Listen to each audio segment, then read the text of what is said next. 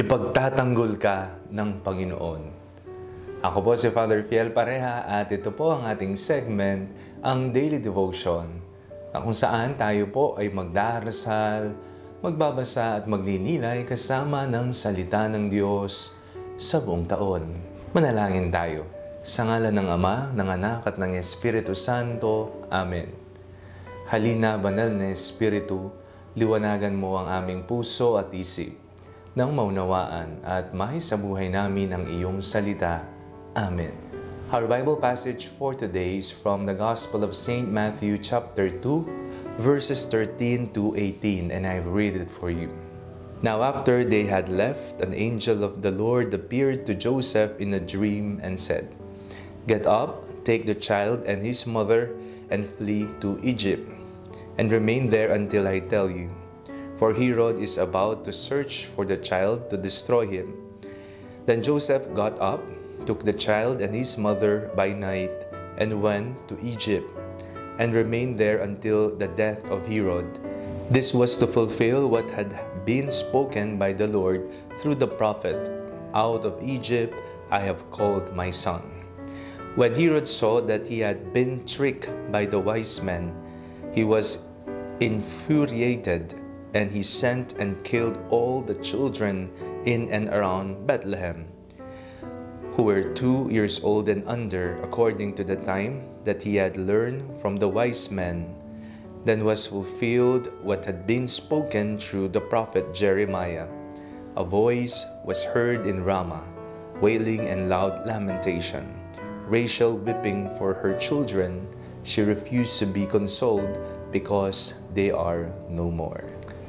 Ngayong araw pong ito, ating pong ipinagdiriwang at ginugunita ang Niños Inocentes, na kung saan napakarami pong mga sanggol ang pinaslang dahil lamang sa kabuktutan, dahil sa kasamaan, dahil sa inggit, dahil sa galit ni Haring Herodes. Nais niyang ipapatay ang inaakala niyang papalit sa kanya bilang isang hari. Kaya naman, sa dinami-dami po ng mga bata na napaslang, hindi po nila nagawang patayin ang hinahanap nilang bata, ang hinahanap nilang sanggol, ang ating manunubos, sapagkat ayon po sa ating binasang ebanghelyo, may isang anghel na nagpakita kay Jose sa panaginip at nagbigay ng mga paraan kung papaano sila makakatakas dahil nga sa nakaambang panganib na kanilang sasapitin.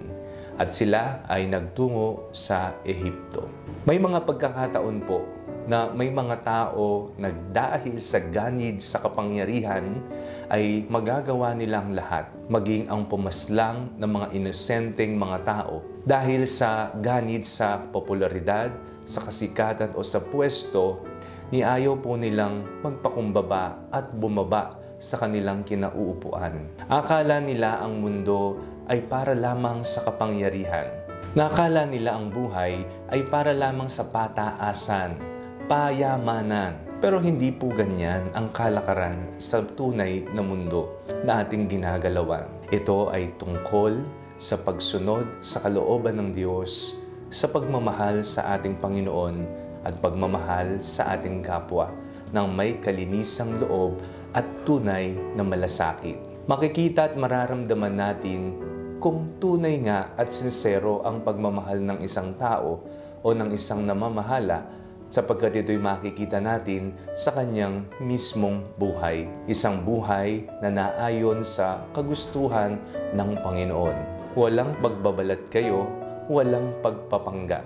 Kaya napakaganda po na tingnan natin ang ating sarili. Tayo ba ay nagiging isang Herodes na pumapatay sa mga inosente, kaya na may bumibiktima sa mga walang kalaban-labang tao? Tayo ba ay isang Herodes na laging gusto ang nauuna, nakaupo sa pwesto, at ayaw natin na may ibang pumalit sa atin na magagawa nating siraan ang buhay ng ibang tao? Palagi po nating isipin ang mga bagay na pinaalala sa atin ng Panginoon nung siya ay isinilang. Ito ay ang tunay na malasakit at kapakumbabaan ng isang Diyos na isinilang sa sabsaban. Manalangin tayo. Panginoong Jesucristo, Tulungan niyo po kami na mabigyan kami ng tunay na malasakit at sinserong pagmamahal sa iba.